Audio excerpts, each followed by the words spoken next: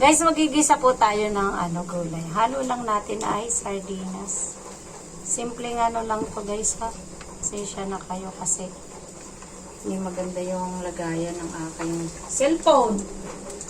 Ayan. Ito yung isama natin kasi may maangang na tayo. Ito na lang halo natin. Ginawa ko lang siya guys yung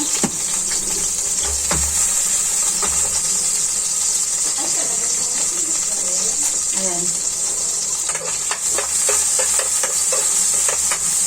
Puro gulay lang aming halo yan guys.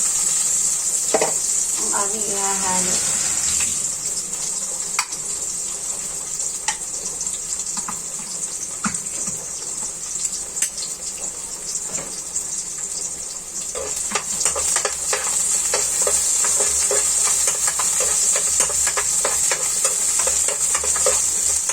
Hindi na natin kailangan patagalin yung pagisan.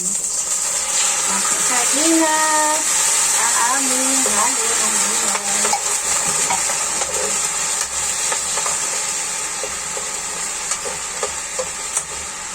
Wala rin tayong kamatis guys. Sardinas lamang po yan. Maiba-iba naman ba? O diba? Tapos yan, lalagay ko yung talong, patula, at saka mushroom. Paghahalo-haloin ko lang siya guys, para pare-pareho lang naman kasi siya na madaling maluto. Yan.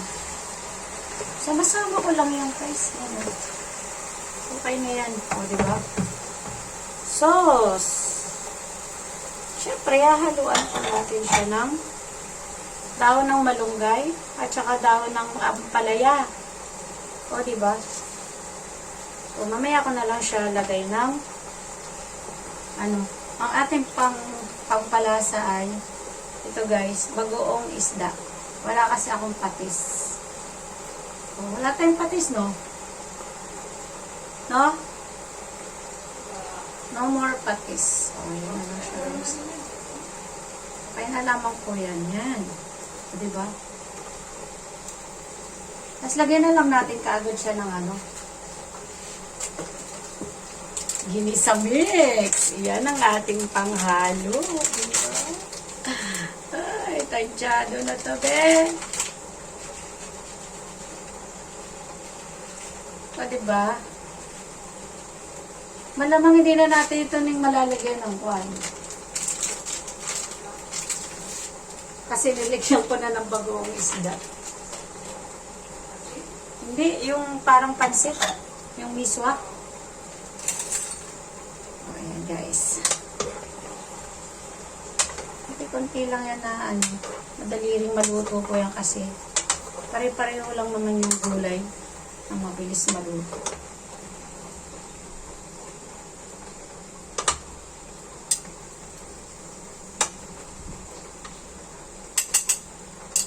Ayan guys, pwede naman tayo pong lagyan natin ng mainit na tubig. Oh. Huwag masyadong marami. Parang naparami na eh. Siyempre, lagyan natin muna siya ng takip. Hindi, ito yung original.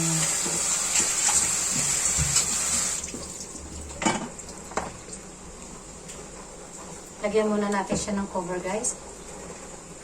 Mamaya natin ilalagay yung dahon ng ampalaya at saka ng dahon ng malunggay. Sayang yung niya sabaw. So, ayan guys. Tuloy lamang po. Hindi na ako mag-skip. Dire-diretso lang. Para wala ng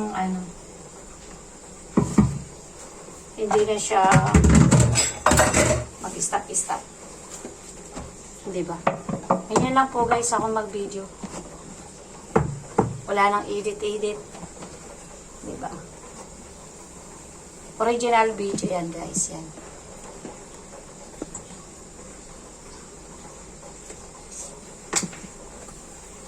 Mabilis lang naman magluto ng ganyan kasi puro gulay lang naman po siya.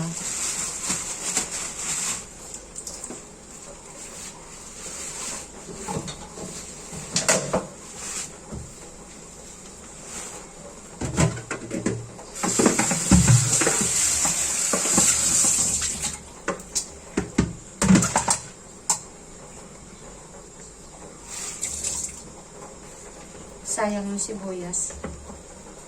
Ano naman tayo mga Pilipino? Mapanghinayangin sa mga maliliit na bagay. O, diba? Wala kami ngayon masyadong rekusito sa pagluluto. Dire-diretso lang po yan, guys.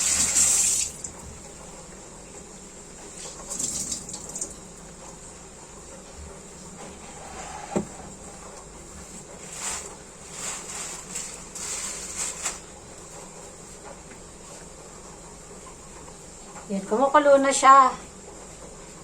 Tapos, alam mo, ipapartner namin dyan, guys. Magluluto tayo ng tuyo.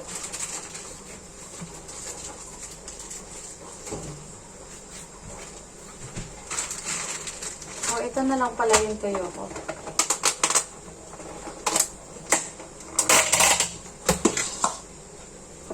Prito-prito lang. O, diba?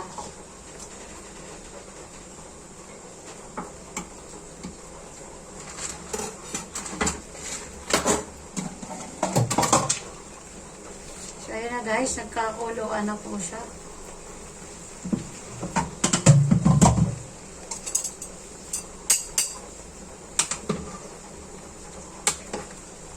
Napakabilis lang maluto nito, guys. Kaya nga po, ay, nahulog yung ano. Pwede na natin ngayong ilagay yung dahon ng malunggay. Guys, lagay na natin itong dahon ng malunggay. Saka dahon po yan ng ampalaya.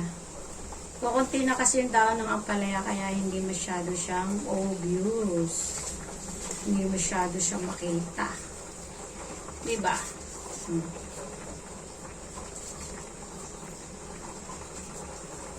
Very healthy vegetables.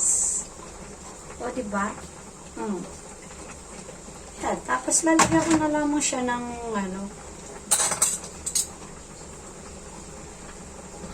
haluin ng kaunti para bumao ng konti.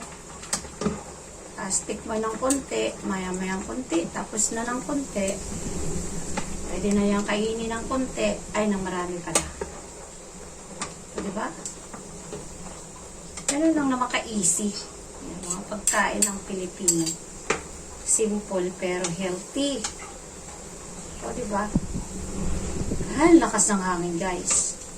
May bagyo po kasi dito, kaya buti na lamang yung pisang ko na malingki ng gulay kahapon, tapos may stock naman kami na may dilata, mayroong bagoong isda, may sardinas, may isda, kaya ayun, hindi kami natatakot may stock dito sa bahay.